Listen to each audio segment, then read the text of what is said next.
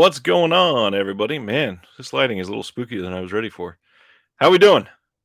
I think this is going to be the last week of soft levels of announcements for a while.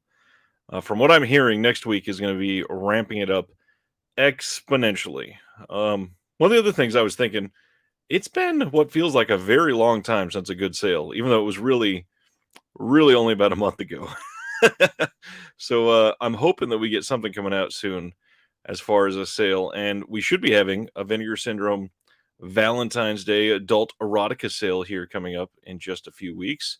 Hopefully, they haven't mentioned it at all, but I believe they did the same last year, where they never mentioned it until like really close to when it was going to be happening. So we got that to look forward to, and next week we should see a whole bunch of announcements. I think next week we're going to have Arrow. We're probably going to have some Eureka titles. We should have some Indicator titles. I would not be surprised if we had some Shout Factory titles next week. And probably, I mean, obviously we're going to have like 30 Kino. We always do. But yeah, it's going to be a busy week next week. Eric's at a school play. He's going to be back later. Nice. Dustin, what's going on? Foo is here. Glad to see you. Lissa, glad you keep coming out. Glad you're here. What's going on, Mitchell? Hey, Dave and Ken. Great to talk to you again. Strangeland, glad to be here live. My content's great. Thank you. I appreciate that so much. Jeremy, can't wait for that February 17th show. Already teasing. I love that. Except I think that's the wrong date, but whatever. We'll talk about that later. Pulse video for Valentine. Yes, I am expecting that. What's going on, Antoine? Jeremy, now you got me worried. Now I got to go look at my calendar. Am I remembering wrong? It is the 10th, Jeremy. Don't scare me like that. Okay, so tonight we got a small number of announcements, and then we're going to go through a quick thing of pickups, and I don't have anything else prepared tonight. So this could be a super short show, but we got some cool things to talk about at least. So let's break into those announcements. First, the big thing of this last weekend was Scream 2022 was released, and this was available for pre-order on Best Buy. If you're wanting the Steelbook, this is a 4K Steelbook of the brand new film, and a lot of people have asked me what I thought about it, and what I thought is that I wish I had a babysitter because I have not gotten to see it yet because both of my kids are at home and they, of course, can't go see it. Yeah, I can't find anybody to be able to watch my kids with COVID and everything going on right now. It is wild around here. So hoping to see it soon, though. This is still available last I checked, which a lot of them have been selling out pretty quickly. So if you're wanting this, you might want to jump on that quickly. Halloween Kills was sold out for immediately upon release, but that had a very small restock just a couple days ago, and then it sold out again almost immediately. What's going on, Jeff? All that is man is here. Amazing. Glad to see you. Strangeline says, jump on the pre-orders. We know what happened with Halloween Kills. Exactly. Nice. Great minds think alike. Yeah, that Halloween Kills Steelbook is actually really nice in person, too. So I am very fortunate that I got one.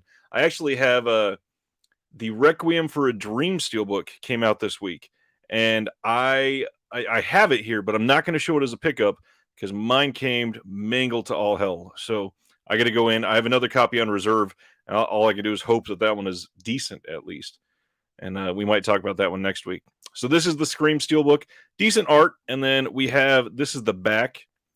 And the inside should be looking like this. Now, these are unconfirmed, actually. These are what is being sold in Europe as the Steelbook. And usually with a release from, who is this? Is this Paramount, I think? Yeah. With Paramount, usually they have worldwide art. So for this one, I'm not expecting there to be any sort of different art in the US, at least yet. Eventually someday they could do some sort of second releasing or second wave of Steelbooks, but this is most likely going to be the art for the Best Buy Steelbook. I don't believe that has been posted yet at Best Buy. Next up, we got the details for 88 Films release of Night of the Demon.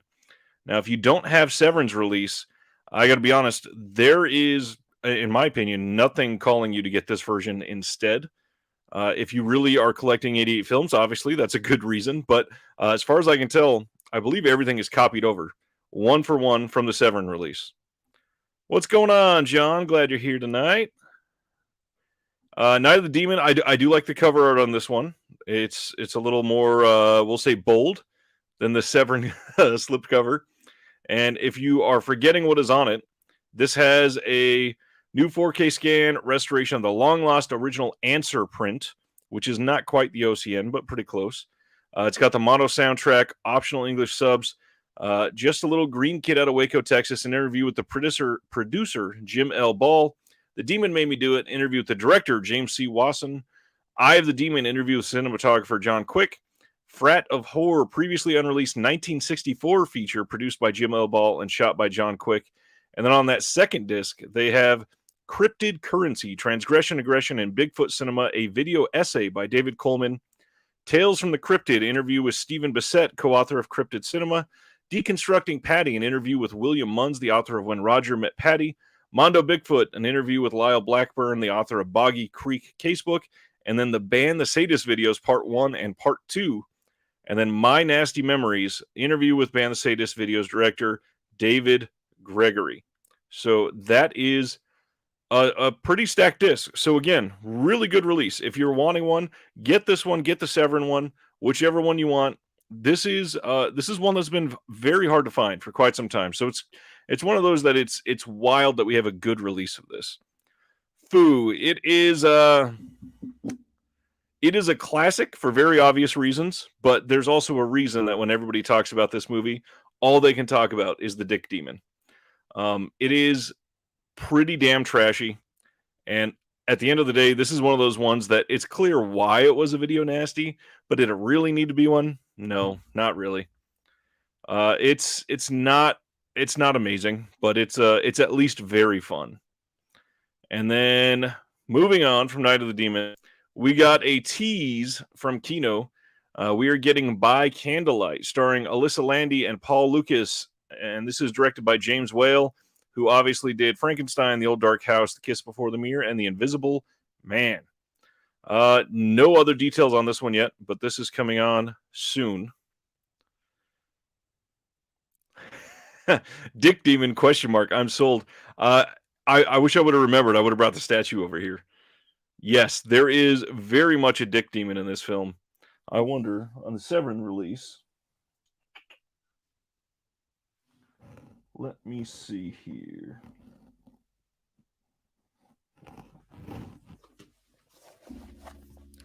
I think there was a picture on the outside to highlight it.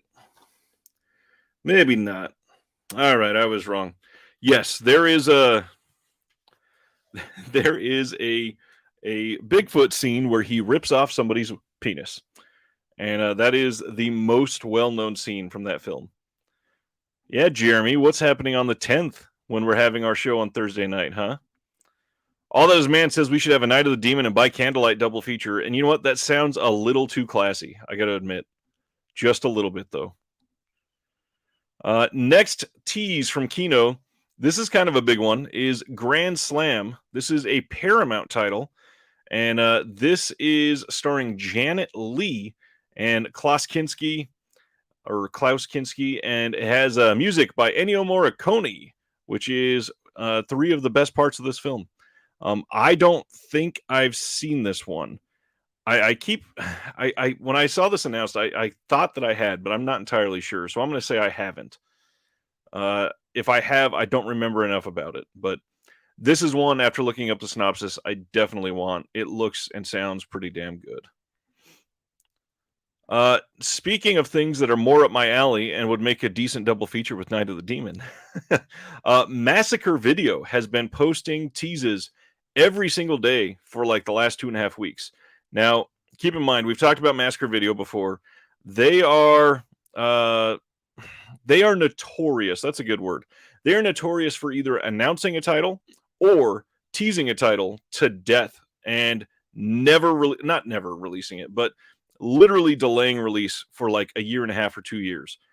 What's going on, Mrs. Guilfoyle? That's a weird thing to call you because I know that's not your real name. But hey, how you doing? Ken says Grand Slam is only okay. Interesting. So this is one that is a brand new tease for Massacre Video, and that is the fact that they are putting out Olaf Ittenbach's Dard Divorce from 2007. Now, this this picture that they're using to promote the movie should tell you enough about it. But if you don't know who Olaf Ittenbach is, he is one of the notorious, the type of filmmaker that really only does the disturbing films, which disturbing is subjective, obviously, but this is from 2007, so it's one of his much newer films. I have for sure never seen this one, but the still that they use to promote this shows it is probably one I want to see. So I will be looking forward to this one. But again, no release date announcement. No, we don't even have a tease if it's coming this year. This could very well be like a December 2023 title, and they're just telling us about it now. Massacre Video has been literally promoting things for the last at least year and a half that are still not out. So the jury's out on when we're going to get the Men Behind the Sun trilogy. I'll say that much. We'll come back to this one.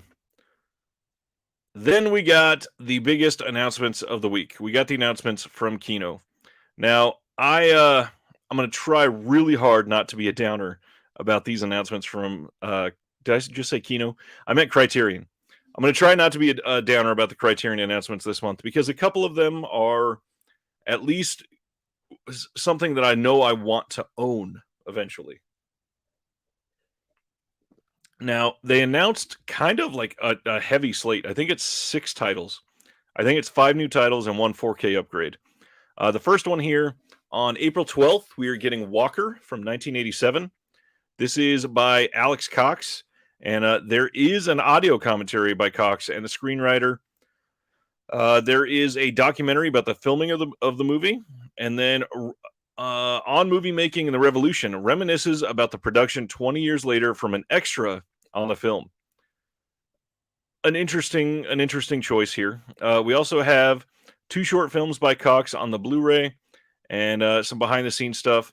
But this is one that is a biopic that breaks all cinematic conventions. Walker, from British director Alex Cox, tells the story of 19th century American adventurer William Walker, who is played by Ed Harris, who, first of all, Ed Harris is just a magnificent actor. Does not get enough love. That's one I need to talk about on the show with Flip. Yeah, he does not get enough attention at all. Who abandoned a series of careers in law, politics, journalism, and medicine to become a soldier of fortune, and for many months, the dictator of Nicaragua. Made with mad abandon and political acuity and the support of the Sandinista army and government during the Contra War, the film uses this true tale as a satirical attack on American ultra-patriotism and a freewheeling condemnation of manifest destiny. This is one of the couple that I really want to see, and this is one that probably the first sale after April, I will be picking this one up. Mitchell, I was just talking about this the other day. It has been quite a long time since the last John Waters release, and yeah, I agree there fully. Whether it be from Criterion or a Warner Archive upgrade to blue of 1 Pink Flamingos, that would be nice. Next title coming out is Miracle in Milan from 1951. This is one I'm just honestly not that interested in. Renowned filmmaker Vittorio De Sica followed up his international triumph, The Bicycle Thieves, with his enchantingly playful neo-realist fairy tale, in which he combines his celebrated slice-of-life poetry with flights of graceful comedy and storybook fantasy.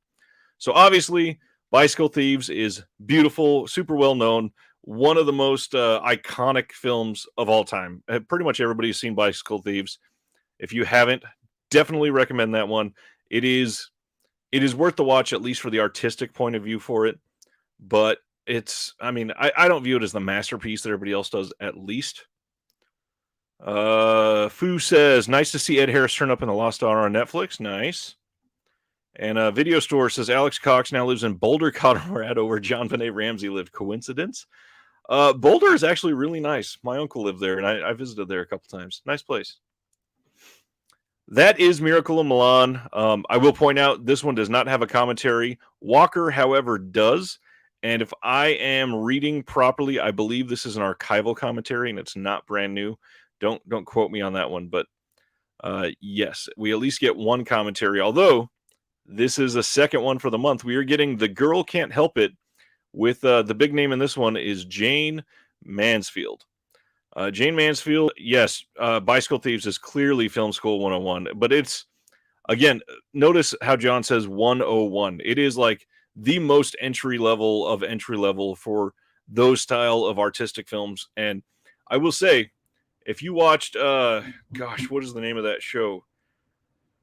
The Aziz Ansari show on Netflix.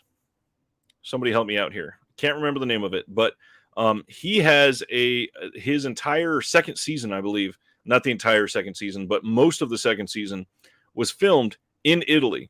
And there is at least an entire episode that is made to mimic Bicycle Thieves, and he steals a lot of the shots from it, and it's beautiful. Not taking that away, but it is one of the best parts of that show because he took direct inspiration from something that was clearly well done and clearly, I won't say easy to be replicated, but when it's so iconic, it is going to stir an emotion out of viewers, and it does. It succeeds very well at that. But yeah, if you've never seen it, I highly recommend that Aziz Ansari show on Netflix. Master of None, that is the title of it. Master of None. I believe there's 2 seasons and then a limited series third run that is not quite the same as the first 2, but it's a continuation of one of the stories. And yeah, it's all very well made. Aziz Ansari is great. Back to Jane Mansfield, though. The Girl Can't Help It. This is from 1956. And one main thing that I will say about this is that we will always, yes, Lissa, thank you, Master of None. We always need more Jane Mansfield on Blu-ray. And this is one, you can see all of these names here. Little Richard, Fats Domino, Julie London, Gene Vincent, The Platters, Eddie Cochran. These are very important because it says, and introducing these rock and roll stars. Synopsis here, in 1956, Frank Tashlin brought the talent for zany visual gags and absurdist pop culture satire that he'd honed as a master of animation to the task of capturing in glorious deluxe color a brand new craze, rock and roll. This blissfully bonkers jukebox musical tells the story of a mobster's bombshell girlfriend, the one and only Jane Mansfield, in a show-stopping first major film role, and the washed-up talent agent who seeks to revive his career by turning her into a musical sensation. The only question is, can she actually sing? A CinemaScope feast of eye-popping mid-century design, The Girl Can't Help It bops along to a parade of performances by rock and roll trailblazers like Little Richard, Fats Domino, and more, who light up the screen with a uniquely American sound that was about to conquer the world. This is one of those iconic titles that we've been waiting for, just a really great release of. So this is probably the other one that I'm mostly hyped up about this month. If you have ever been interested in Jane Mansfield, I will remind you that she is in, I think it is 2 different Severin releases. It might be one that's a double feature. It's been a while since I've seen it. But yeah, Jane Mansfield has done quite a lot and is just so... What the heck, video store? Speaking of Jane Mansfield, did you know seatbelts weren't manufactured until 1963? Wow. Yeah, if you don't know what that's referring to, why don't you look Jane Mansfield on Wikipedia? That might help you. Going to the next title. This is one that I don't know how to say exactly. But the English version of this is called This Is My Desire. And this is from 2020 and is supposed to be great. This revelatory award-winning debut feature from co-directors and twin brothers Ari and Chuko Esiri is a heart-trending and hopeful portrait of everyday human endurance in Lagos, Nigeria. Shot on richly textured 16mm film and infused with the spirit of neorealism, This Is My Desire traces the journeys of 2 distinctly connected strangers, an electrician dealing with the fallout of a family tragedy, and a hairdresser supporting her pregnant teenage sister as they each pursue their dreams of starting a new life in Europe while bumping up against the harsh economic realities of a world in which every interaction is a transaction. From these intimate stories emerges a vivid snapshot of life in contemporary Lagos, whose social fabric is captured in all its vibrancy and complexity. Now, this is one, I harp on commentaries a lot with Criterion, but this is one I don't understand. I feel like this one could have easily had a brand new commentary recorded for it. It's a 2020 film. They have a conversation between the directors, moderated by filmmaker Betty Gordon. Why not sit them down, have them watch the film, and at least discuss it? That's one that I just don't understand. But it's Criterion. That's all I'll say. This one sounds really great to me. Definitely interested and looking forward to the next sale that this will be available. This is coming on April 26th. And then another musical film, we have Around Midnight from 1986. And this one is a new 4K digital restoration with uncompressed stereo soundtrack on the Blu-ray. New interview with jazz and cultural critic Gary Giddens. And this is supervised by composer Herbie Hancock and presented in DTS HD Master Audio. Kind of an interesting one. This includes Before Midnight, a 1986 behind-the-scenes documentary panel discussion. Behind-the-scenes documentary and a panel discussion from 2014. So lots of decent extras on this. Jeff says, don't a lot of filmmakers dislike commentaries? I won't say, obviously with the sheer number of them, that would mean a lot. I won't say most for sure. I think there are a lot that, obviously there's two schools of thought here. A lot of them, they like to hear themselves speak, but also a lot of them are genuinely passionate about the film and they want to do something to promote it, especially with something that is as new as 2020 that I'm sure they're still hyped on, especially when they're willing to sit down and do a conversation about it. Flex wants to know if I watched Juspian yet. No, I have not. Video Store has been waiting to see Around Midnight for a while. Dexter Gordon was nominated for Best Actor for his only on-screen performance. I believe that is correct. And this is one of the things I was going to say. Commentaries have to be the cheapest extra to produce. It's usually the director or at least somebody involved with the film talking about the film. All they have to do is sit there and record audio and watch the movie at the same time. It's an interesting, I won't say problem, but it's an interesting phenomenon that it's just appearing from Criterion. Yes, David Lynch, he's obviously, he's not one that he's not one you compare everybody else against because he does things just the Lynch way, basically. Oh, man. He doesn't even like chapters in his films. So most of his Blu-rays are presented without chapter stops. And yes, it is David Lynch's birthday today. So get really high and just watch paint dry for like an hour and give a highly artistic review of it. Not that I think poorly of David Lynch. I genuinely love David Lynch, but man, he's got some quirks. I will say that. So Around Midnight, this is a love letter from director Bertrand Tavernier to the heyday of bebop and to the Black American musicians who found refuge in the smoky underground jazz clubs of 1950s Paris. In a miraculous sui generis fusion of performer and character that was nominated for an Oscar, legendary saxophonist Dexter Gordon plays Dale Turner, a brilliant New York jazz veteran whose music aches with beauty, but whose personal life is ravaged by addiction. Searching for a fresh start in Paris, Turner strikes up an unlikely friendship with a struggling single father and ardent jazz fan, who finds his life transformed as he attempts to help the self-destructive musician. Herbie Hancock's evocative Oscar-winning score sets the mood for this definitive jazz film, a bittersweet opus that glows with lived-in soulful authenticity. So again, I was very much involved in the music scene growing up, in marching band, played in a couple wannabe bands. I've mentioned on here before, I've helped with music videos. I've hosted shows in my house, all of that.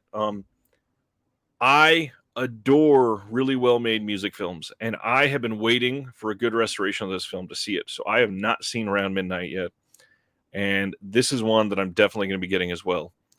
Yes, Lynch is against drugs, but I'm not. So unless you're doing it to completely be like him and honor him, sure. But yeah, meditation's always a good thing. And I say I'm not against drugs, but I'm one of those straight laced idiots. I've still never done anything, never had a single drug in my life, and now it would be very difficult for me to do it now. I will say that. And then the last announcement from Criterion is a 4K upgrade for all. That was a weird way to say that. A 4K upgrade for all mankind. This is from 1989, and it is about the space race that ended when Apollo 11 fulfilled President JFK's challenge of landing a man on the moon and returning him safely to the Earth. No one who witnessed the lunar landing will ever forget it. 20 years later, Al Reinert constructed a documentary that imparts the unforgettable story of the 24 astronauts who participated in the Apollo mission to land on the moon, told in their words and in their voices using the images they captured. With its awe-inspiring otherworldly footage and a haunting atmospheric soundtrack by Brian Eno, For All Mankind stirs us with a profound sense of compassion for the pale blue dot that is our home. And it is still the most radical, visually dazzling work of cinema that has been made about this earth-shaking event. So this, I have heard this joke so many times. Kubrick filmed it. For All Mankind, easily Kubrick's best work. Everybody's been saying that all week. I love that joke. I love it primarily because I knew all kinds of people that genuinely believed that it was a Kubrick thing. I'm sure lots of people have, but this is one that I'm fascinated in, and it is obviously the footage is beautiful. It is going to be great in 4K. Not a lot needs to be said about it because it is just a 4K upgrade.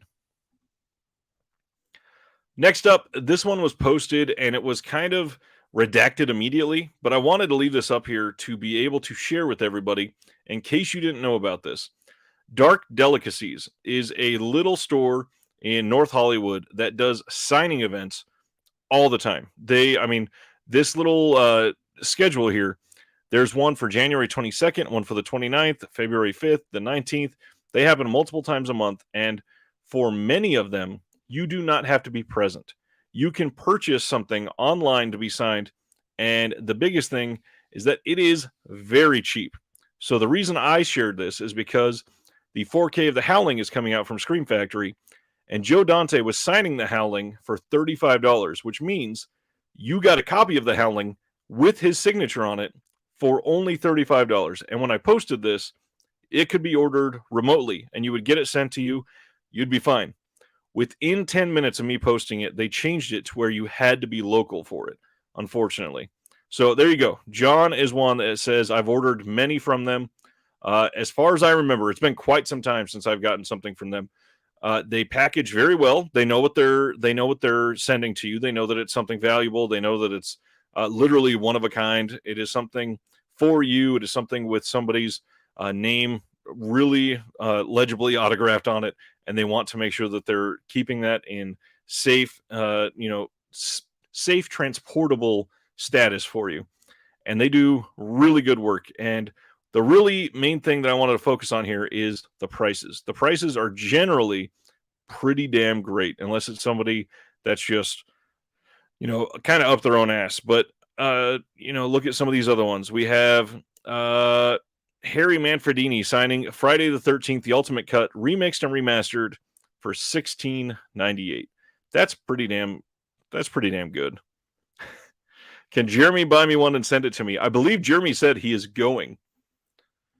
John says they get so many for online, but in-store is their focus. Yes. So I think what happened is when I posted it, they sold out of their online portion, and that was it. They just had the cutoff, sadly. So it did switch over to be in-person only, and that's all right. No big deal. The price was good, though. Speaking of Scream Factory, we got an exclusive release of The Brain Eaters coming to their website. This is available to order right now. There's only, this one has 1,200 units manufactured. Now, I will say this has 0 special features.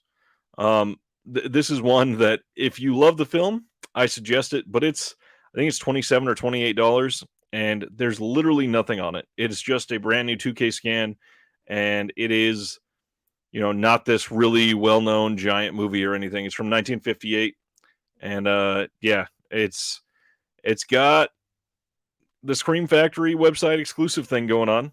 That's not the last time we're going to be talking about that. There's a little hint for something else if you have not seen the other announcements. But yeah, if you're collecting everything Scream Factory, this is one that is available. Next up, this was, was this just this morning? 14 hours ago. Yeah, man, it has been a very, very long day. Oh, I forgot to mention that. Yeah, this is 0 extras on that last one, and it's an hour-long movie. I think, isn't it like 62 minutes or something like that? It is ridiculous how little is on that disc. So just this morning, we got announced that Scorpion Releasing is finally releasing the long-rumored The Farmer. We have Bill Olsen from Code Red has been teasing this for years, and it turns out his brother, Walt Olsen, is the one putting this out. So The Farmer is coming exclusively to Capstone Films and Diabolic. There's only 2,500 copies with the slipcover being made, and Diabolic said this morning, about an hour after it was released, that they'd already sold through a quarter of their stock. So if you were wanting this and you're wanting to go in on the big slipcover package and all that, which if this is anything like the previous Diabolic slipcovers, this will be just like the Vinegar Syndrome slips. They're the last couple Diabolic did that were exclusive were the exact same quality. They are very, very good. This is an interesting and pretty decent movie. Let's see. For those of you that don't know, let's read the synopsis here. After the end of World War II, soldier Kyle Martin has returned to his family farm in Georgia. Now back home in the southern USA, Kyle discovers that the local bank wants to foreclose on his family's farm.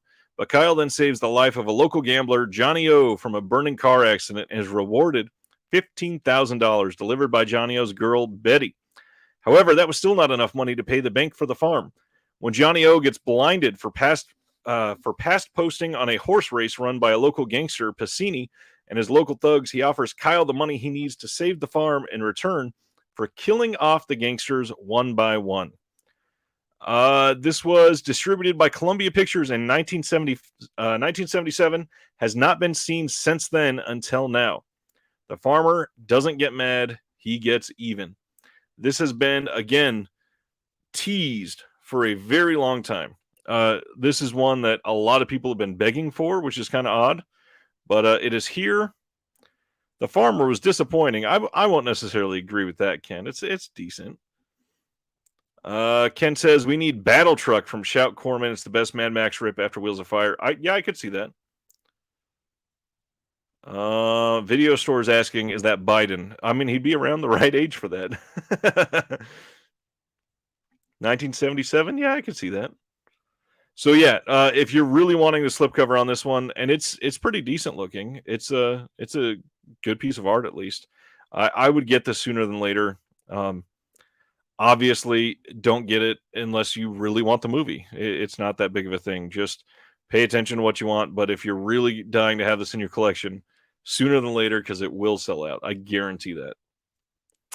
And then, speaking of Code Red, like we just did, they are releasing through Kino again, The Violent Breed from 1984. This one is 91 minutes long, and again, no extras but a trailer. This one has Henry Silva, Woody Strode, and Harrison Muller. Danger and adventure are the business of The Violent Breed, and this explosive action thriller from the maestro Fernando De Leo, director of Caliber 9, The Italian Connection. The big one that a lot of people know is the Raro release of Shoot First, Die Later. He gets word of a renegade American working the world's richest drug source, the Golden Triangle. It's a billion-dollar business with mafia connections on one side and a Russian arms deal on the other, and it must be stopped.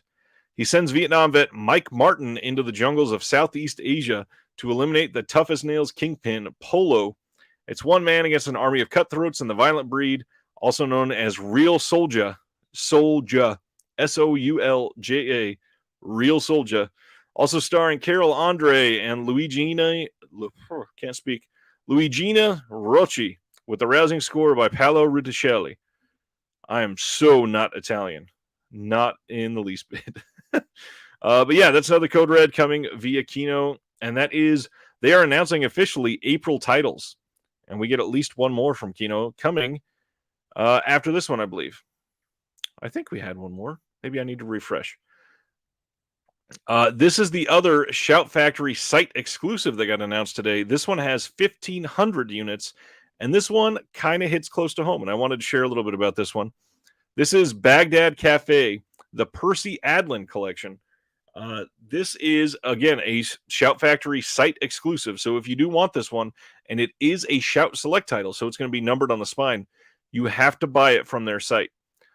This one is, I think it was close to $40, and it includes Sugar Baby from 1985, Baghdad Cafe from 1987, and Rosalie Goes Shopping from 1990. Rosalie Goes Shopping has been hard to find, and Baghdad Cafe had been previously released, but it was out of print. This one, I believe, also has an exclusive documentary and just a really interesting release. And then the part that makes it cool for me, let me refresh while I talk on this. They are putting out Baghdad Cafe, and I love this movie primarily because this is the next one. What happened to my weird view? There we go. Okay, so let me hide this for just a second. Sorry about that. Baghdad Cafe. I grew up about 25 minutes from the original Baghdad Cafe, and eventually I was friends with somebody that worked at the Baghdad Cafe. I was friends with her son. So I met the owner. I met a bunch of people that had been there when they filmed it. It's a really, really rundown piece of shit place in the middle of nowhere in the desert in California, but it is a really cool chunk of history. So to see something that was a part of who I was growing up, even in the most tangential ways, is really cool to see get a good release like this. And I'm definitely excited to get this one, especially because it's got a lot on it, which makes it kind of surprising to me that it's a site exclusive. So that is what's coming out from Shout Factory right now, and that's available to order now, and I believe shipping now. But speaking of Shout Factory, Scream Factory had previously put out New Year's Evil, and they are probably very jealous of this art on this slip because it is beautiful, in my opinion. So we are getting, on April 12th from Kino, New Year's Evil from 1980, and all I will say is everything on this disc is, as far as I can tell, identical to the Scream Factory release, except for the fact that it has a brand new 2K scan. Now, the Scream Factory release has been out of print for years at this point, like 3 years. And even when it was first out of print, it was only like $25 to find it on the secondhand market, but it has shot up in value. So I am relieved that this one's getting released again. It's a good release. I think 88 Films. Yeah, I think 88 Films put this out in the UK, and that release might even be better than both of the US releases of it. But this is a very good alternative to what we've had in the States, which is literally nothing. It's been out of print since like 2018. So I am glad that this is coming out. And again, this slip, to me at least, looks really good. I'm loving this art. I believe the one that Scream Factory uses this bottom right, and that was the original art. And it's a little boring. I mean, it's very 80s and cool in that way. But yes, it is a this is a very good way to say it. Strangeland says it's a great cheesy slasher, and it really is.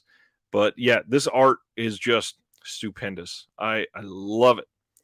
All right, let me stop sharing that one. John says the Scream Factory transfer looks soft, so I'm curious how good the 2K transfer will be. Yeah, hoping that it's decent. They've been doing pretty good so far. Fu has said, I'm always looking for decent slashers. Just picked up Pieces today. Pieces is one of my favorites, so I might have to buy this one. You know, I was just thinking about that the other day. I really hope, I don't know who would do it. I'm thinking it would probably be Arrow, but I would love somebody to put Pieces out on 4K. I think it is a big enough title that it would come out in 4K. I don't think that's one that they would, think that nobody's going to pay for, because I really think they would.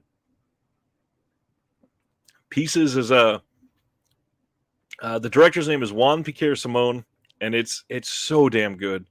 Fu says you said you just picked it up today. I'm curious if you've seen it or not. It is so great. The original Arrow limited edition release of Pieces that came with the puzzle and the vinyl record and all that was just a ridiculously good release. Let me share the calendar for next month. Or not next month, sorry, next week. Video Store asks, has there been a horror that takes place on Martin Luther King Jr. Day? Could be a good Jordan Peele project. I don't think there has been, thankfully. Fu has seen it and he loves it. Nice. Yeah, Pieces is special. Mitchell is watching half of Nightmare Beach today from Kino. Nightmare Beach is... I don't know. I was kind of let down by it. It's fun at least, but yeah, I think the concept was good and it could have been a lot better. Okay, release calendar for next week. First off, The Piano in 4K from Criterion. Everybody knows about that. Stage Fright from Warner Archive. And then a lot of these are going to be the Vinegar Syndrome and partner label titles. Dead Heat in 4K. Those are shipping already, by the way. The Lover in 4K. This is already in stock at Orbit and Diabolic. If you're wanting this, it will ship immediately. The Lionsgate Steelbook for The Punisher from 2004 in 4K comes out next Tuesday. That's a Best Buy exclusive if you want it.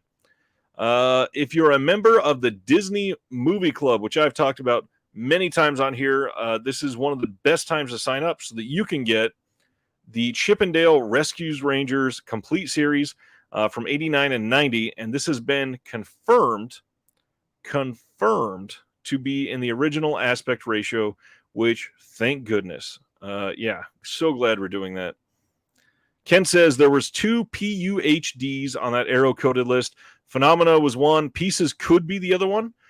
The other one that's been rumored, I don't want to put a rumor out there necessarily that is going to be very far off, but I have heard a little bit of rumblings that it could be Poltergeist, which would be a huge title.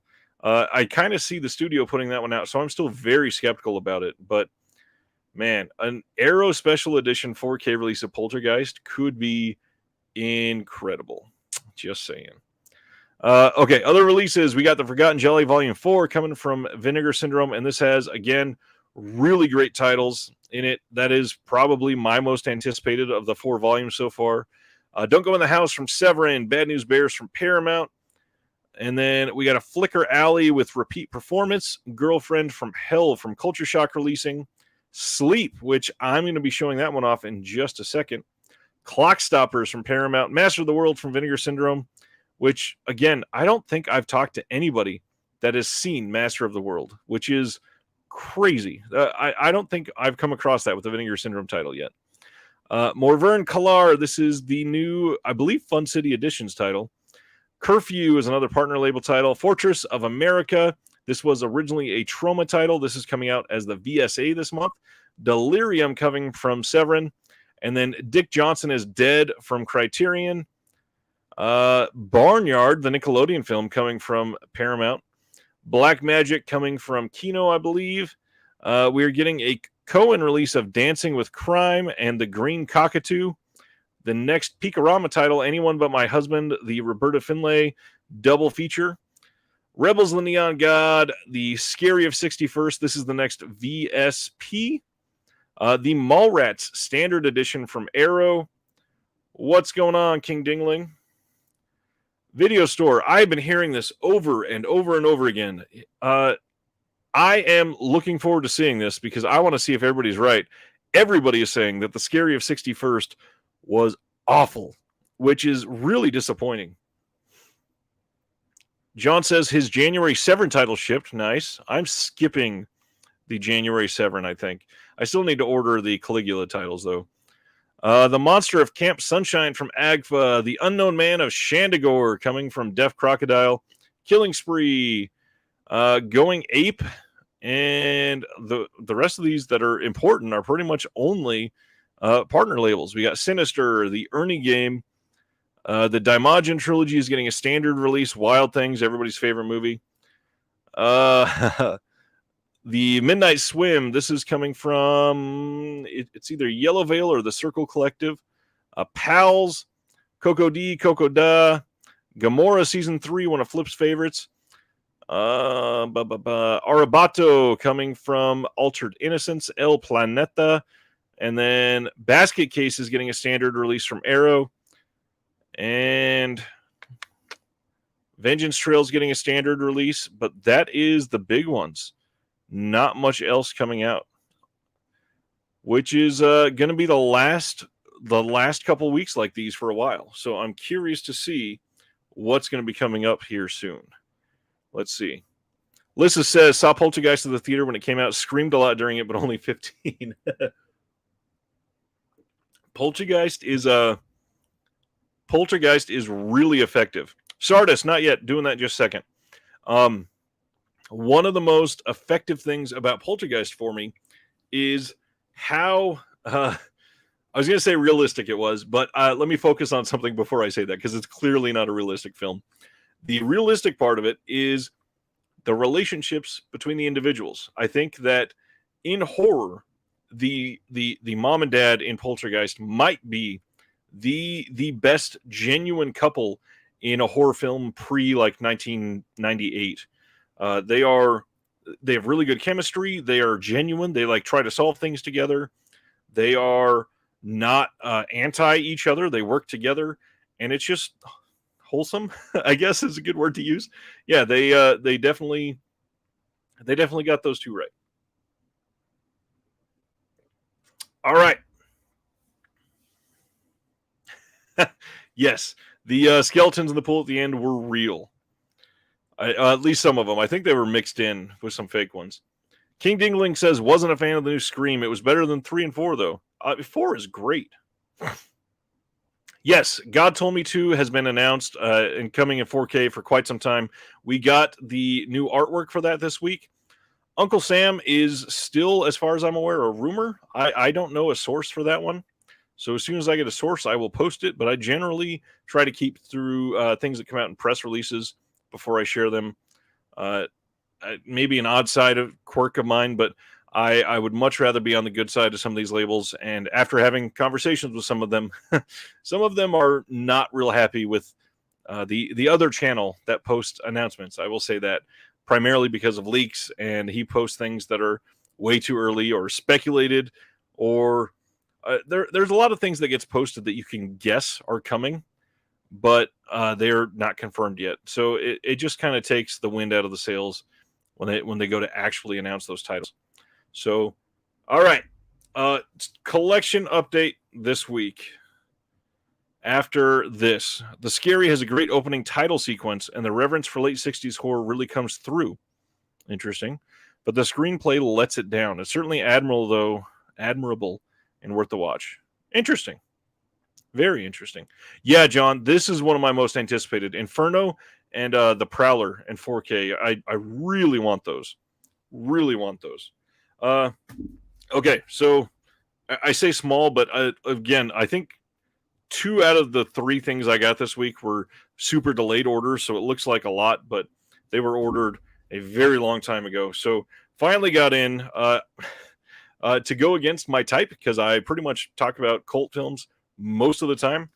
I am genuinely a huge Kristen Stewart fan, and I have yet to see Spencer, so I'm so glad to finally have this in. I will take this completely from her, and I just can't wait to see it. I have heard nothing but amazing things about her performance. Let's see.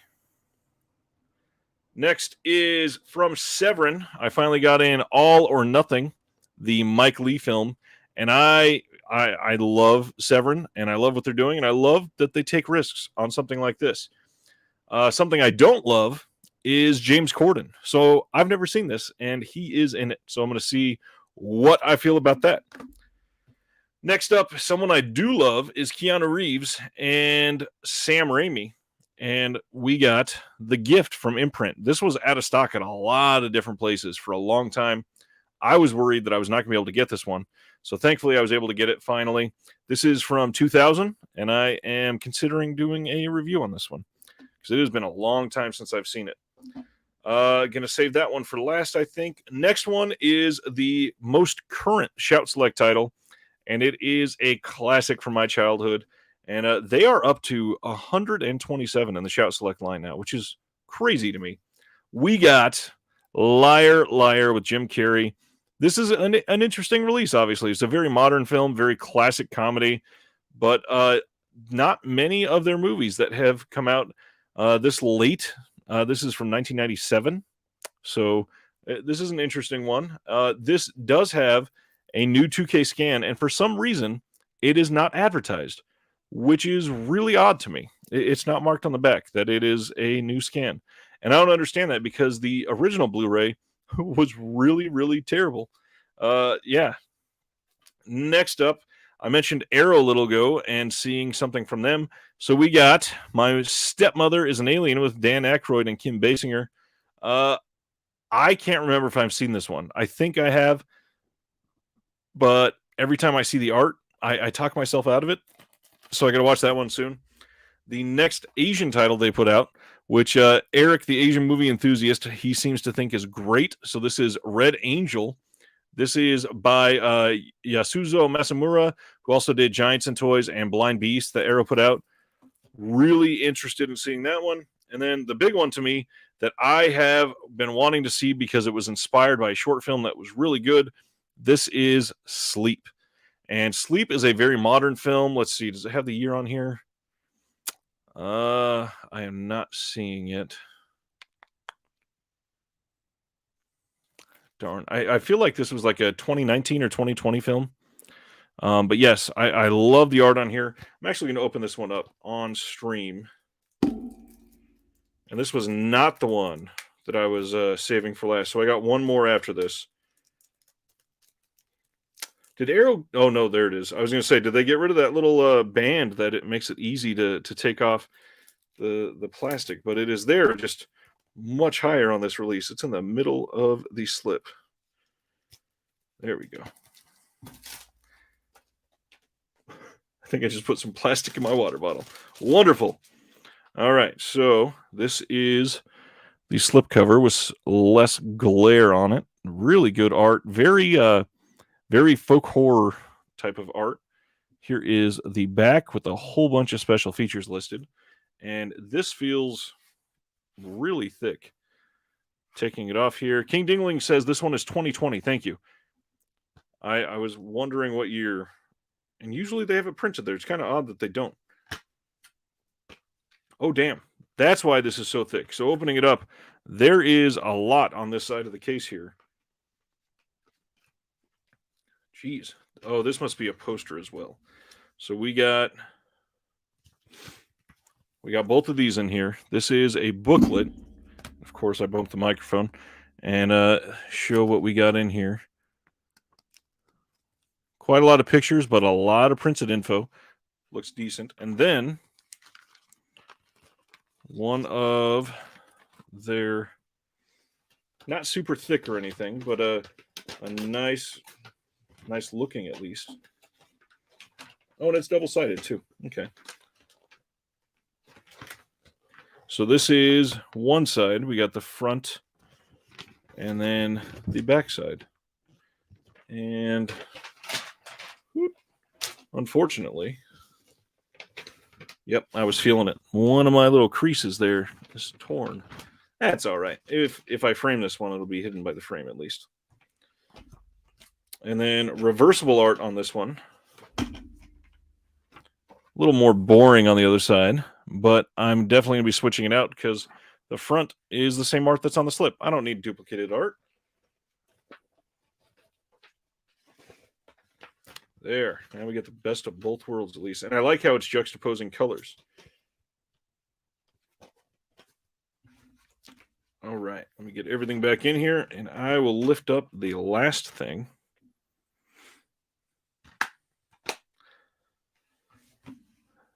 John says, to be fair, plastic was already in my water. Yeah, I guarantee it was. The last thing, I'm going to open this one up before I show it. This is a Studio Canal release, and this has been coming to Orbit DVD usually like once a week over the last couple of weeks, but they're only getting a couple copies of this each time. So if you're wanting this, go to their site and set up a reminder or for it to email you when it goes in stock, and then buy it as soon as possible because a lot of people are looking for this one. Oh man, that is embossed even. Open this up, make sure all is good. Okay. So this is what I have found to be the best release of The Wicker Man. This is a UK release of The Wicker Man that is, I believe, region B locked. So hopefully you're region free. But this is listed as the final cut, and it is a 3-disc set, and it's a Studio Canal release. You can see on the spine here, and it is a slipcase, comes out the side. Here is the inside art. It's got the Vintage Classics moniker that they use on a lot of their releases, and then on the inside, here is how they have it set up. They've got 3 different discs in here, and the 3 discs are, disc 1 is the final cut, but the big reason I got this, Burnt Offering, the Cult of the Wicker Man documentary written by Mark Kermode, worshiping the Wicker Man, famous fans featurette, the music of the Wicker Man featurette, interview with Robin Hardy, interview with Christopher Lee and Robin Hardy, that is from 1979, the restoration comparison, and a trailer. The second disc is the UK theatrical cut, the director's cut with audio commentary, and then making of audio commentary short film. And then the third disc, because there's 3, it's not a DVD, it is the CD soundtrack, which the music in this plays some big parts in some of the scenes. So this is a really, really great release in my opinion. Although, I will point out what Ken said, next year is the 50th anniversary, and if it does come out in 4K, I will absolutely be buying it because it is one of my favorite movies of all time. I love The Wicker Man. I love me some good folk horror. And yeah, I really hope that it gets a good 4K release. John asked if I got Shock. I ordered the site exclusive slipcover from Arrow, and it just shipped today. They got delayed for some reason to Arrow. So I got the one with that Beyond the Door 2 slipcover coming, and I think that should be here on Monday. So I will probably show that one off next week. Mitchell's got the final cut on a single disc. Nice. I don't think I've seen the original or the final cut before. I think I've only ever seen the director's cut or the original theatrical cut, which is interesting. I'm really stoked to see what's different. And yeah, just again, one of my favorites. When are we getting the Landlord's Daughter spinoff? Oh man. Okay, so I totally forgot. I was going to come back to something. Let me bring up that other tab again. I wanted to point out, and it might be a bad week to be promising this because I got to be honest, I'm not feeling great. My wife got me sick this week, so I've been having some throat pain today. But I put out a new video day of this week that was a review of the Dinner in America release from Arrow Video in the UK. Ragnar says the Brain Eaters from Scream Factory just released. Yes, went over that just a little while ago. John, I ordered Soho from Orbit. It's probably like $4 more than Best Buy, but it's easier than leaving home, and I was already ordering from them anyways. So at least I got it coming. It's not a perfect release unless it's got the Nick Cage's B edition included. I still need to show my wife that version of the Wicker Man. She really loved the original, and I really just want to throw her off with Nick Cage. So yeah, like I was going to say, I put out a video on Monday that was a review of Dinner in America. For me, it was the first type of the first review I've done of a movie on that type on this channel. So I hope that you guys watch it and like it. Let me know what you think about that. John says, I can't find that song streaming anywhere from Dinner in America. Neither can I. I would love to have it. I think it's called the Watermelon Song or the Watermelon Girl. Really, really fun flick. And so if you haven't seen it, please seek it out. It is a region-free disc, and it has been on sale. Diabolic, Grindhouse Video, Orbit has gotten it in a few times. Really fun movie. The same guy also directed The Bunny Game. That's why I have it in the picture here. But also, I am looking to amp things up with the channel. So I put this out on Monday. I did the show with Flip on Tuesday. Then I put another video up yesterday where I showed the change in what is coming on for secondhand sales if you're using PayPal or eBay or anything like that. And I use it a lot for selling physical media. And I've had a bunch of people ask me what I do to sell. So I figured I would share some of the things that I use. But that change coming on the first of the year was one of the main things that I wanted to let everybody know that was happening, because hasn't been talked about very much. So if you're interested in that, or you sell things online or whatever, make sure you go watch that video. I think it's pretty important. I got more coming on that series next week. But then I also have a really cool video coming out tomorrow. It's already uploaded, already scheduled and all that. It is an hour-long conversation between me and a gentleman named Chris, who is part of a podcast called They Live by Film. If you are a podcast listener, I highly recommend subscribing to They Live by Film. They are a group that really interesting, like random happenstance story. They found each other on Reddit, of all places, in a Criterion subreddit. Not the Criterion subreddit, but they were in like a Criterion discussion subreddit. I know it's Criterion, but don't hold that against him. They met and they clicked, and so they formed this podcast. And over the last year, they've had some really great guests. They had Justin LaLiberty from Vinegar Syndrome. They had Louis Justin from Massacre Video. They had the guy from Crescendo House there. They had Jesse from Cauldron Films and Diabolic on there. They are, just this week, they interviewed Jared from Mondo Macabro. They are scheduling an interview with Indicator. And the guy really knows his stuff. And we have a really cool conversation on 5 overlooked labels each, and just get to know each other a little bit. But that is going up tomorrow night. Let me know what you think of it. Did they have films at home? No. Thankfully, none of us are subscribed to that. So let me take this off the screen. And unlike the last couple of weeks, I don't have anything else planned. I just wanted to share that and share what's going on. Does anybody have any questions or talking points or anything that's come up this week? There's been some other rumblings that are coming out. There are some catalog 4K titles that are getting announced. It looks like we're getting Singing in the Rain in 4K. The rumor was that we're going to be getting to some of these. Let's see. King Dingling asked, do I listen to Moods or Dave Parker vids on YouTube? Dave Parker sounds very, very familiar. I'd have to go look up that name. Not sure. I missed Sardis's question here. Do I think that Mark Commode's Secrets of Cinema will ever be released as a box set? Honestly, no. There are, well, I won't say no. Maybe as separate releases. I don't know about all as one.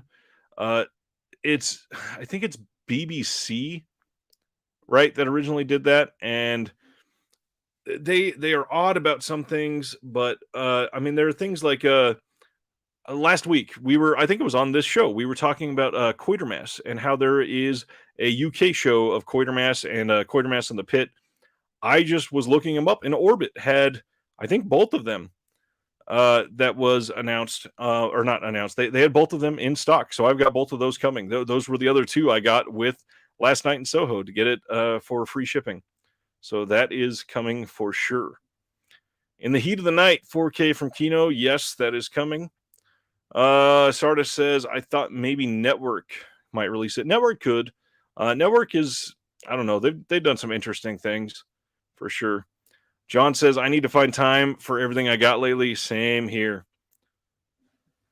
Yeah, it was you, Sardis. That's what I thought. Yeah, we were talking about Quatermass and how much I like the original series of films, and I've never seen the series, and they had the Quatermass and the Pit complete series and the Quatermass series, so I picked up both of those, and they're very inexpensive. They're like $20 each. Not that bad at all. Shawscope Volume 2 announcement. If that is coming, when did, I think the preview sheet, I think it had it for June. So I'm willing to bet that we get that announced before the end of February, especially if they do it like they did for the first one, because it got its own very special release, 3.5 months previously. So if it was June, I see that getting announced next month, and it'll probably be around Valentine's Day, and it gets its own special announcement and release date and press release and pre-order and all that, just like the first one, because everything I've heard is it has sold very well for them, like much better than expected. Curious, and that could mean a lot for what we have coming up in the next year. You know, maybe a lot of these labels, other than 88 Films and Eureka, have already been on that train. Maybe some of these other labels start really hitting Asian cinema hard, which I'm all about. There's so much Asian cinema that can be done still that we have not even begun to reach into. Fright Rags is teasing a Joe Bob talking plush. I still need my my Joe Bob figure that I ordered from them. Gosh, I think I ordered that in like April or March of last year, and it was supposed to ship by, I think it was December, and then they announced that it got delayed, and that it was on, I think it was on a freight waiting in the port to be brought in and everything, and then shipped to them, and then shipped out. So they're expecting it to go out, I think, before the end of the month. But yeah, by the time I get it, that's going to be almost a year since I ordered it. Tokyo Decadence. Yeah, I got that one this week too. I showed that off on Tuesday. Big Lebowski. I brought this title up with Flip on Tuesday. I like the Big Lebowski. I don't love the Big Lebowski. I think it is a great film. I think it's been overrated a little too much by the fan base, but for sure the 4K looks really good. And we certainly need more Cat 3. I really hope everybody gets into the Cat 3. Have I seen Cyrano starting Peter Dinklage? Wasn't as keen on the songs as I'd hope I'd be. I have not seen it yet. I got to be honest. I sort of dumped it off of my list because I've heard not a single good thing about it. Nothing at all has been positive that I've heard about it. So we shall see. Yes, we do need more Coen Brothers on UHD. Absolutely agree. Flip and I have been talking about Coen Brothers a lot lately. So we are all up on that train. I agree. Let's see. Eric, welcome back. I think we're getting ready to wrap up. Perfect timing. Went over all the announcements, went over some pickups. Hope you go back and watch. Other than that, any other questions or talking points or rumors that we can talk about? Again, I really think next week is gonna bring up some much more interesting announcements from what I'm already hearing is coming, and after that we should be busy for a while. Everything that we've got coming is kind of a big deal. And by the way, we are going to be having a couple guests on here. I alluded to one earlier. Jeremy Long, a comedian out of LA, is going to be joining us on February 10th when we do our announcement show, and that's going to be a long night, I guarantee you. Sardis just saw Barton Fink. What did you think? That movie is so great. We on Tuesday we did a top 3 and bottom 3 films from Christopher Nolan, and we are talking about turning it into a series and doing all kinds of our favorite directors, and the Coen brothers came up, and I immediately went, that sounds like a great idea, but also a goddamn nightmare, because picking the bottom 3 for the Coens is not easy for me, but picking the top 3 may even be more difficult. There are so many from them that I absolutely love. The Coens are just incredible. I've always loved them. I'm lucky you came back. Let's see. Anything else? Like I said, we got Jeremy coming in a few weeks. We got Aaron Pinn's going to be on the show, I believe, the first Thursday in February. And then I am talking to a few other people to see if we can get some more voices on these Thursday nights. Other than that, though, I think that's all I got for the week. Any last final things from everybody? Do Jess Franco to make Flip go insane. I'm going to make him watch like 50 of them first. See, and this is where it gets weird. I don't agree. I don't think Hail Caesar is at the bottom. I think it was misguided in how it was done, but it was it's still not a bad movie. It's just satirical in a really weird way. Video Store says Barton Fink holds the record for the most awards won at the Cannes Film Festival, much to the annoyance of the festival, so much so that they changed the rules to stop that from ever happening again. which is hilarious because it means it will hold that record forever, no matter what.